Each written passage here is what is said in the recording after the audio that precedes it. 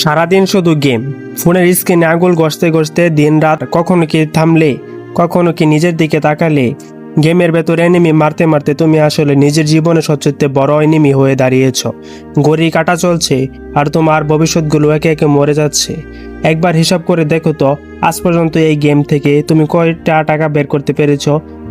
গেমের ডায়মন্ড কিনতে বাবার পকেটের টাকা বা নিজের জমানো টাকা উড়িয়েছ ঠিকই, কিন্তু দিন শেষে তোমার পকেটটা কতটুকু ভারী হলো?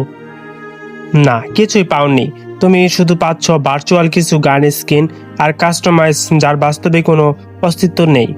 পড়ালেখার টেবিলে এখনো ধুলাই ঢাকা, বইয়ের পাতাগুলো তোমার ছোঁয়া পায় না অনেকদিন, অথচ তোমার সাথে যারা পড়াশোনা করতো তারা আছে অনেক এগিয়ে। তুমি ভাবছো আরেকটা ম্যাচ খেলে উঠি, কিন্তু কি আরেকটা ম্যাচ করতে করতে তোমার ক্যারিয়ারের গোল্ডেন টাইমটা তুমি ডাস্টবিনে ফেলে দিচ্ছ।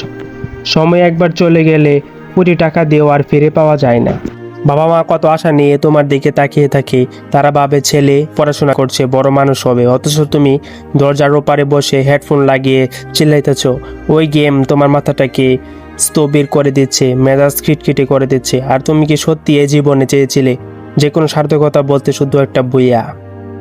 বন্ধ করো এই মায়া, ফোনটা একটু দূরে রাখো, এখনো সময় আছে নিজের সময়টাকে কাজে লাগানো। গেম খেলো বিনোদনের জন্য, নেশার জন্য নয়। পড়াশোনা করো, স্কিল শেখো, নিজেকে এমনভাবে তৈরি করো যাতে মানুষ তোমাকে নিয়ে গর্ব করে। গেমের র্যাঙ্ক পোস্ট না করে নিজের জীবনের র্যাঙ্ক পোস্ট করো।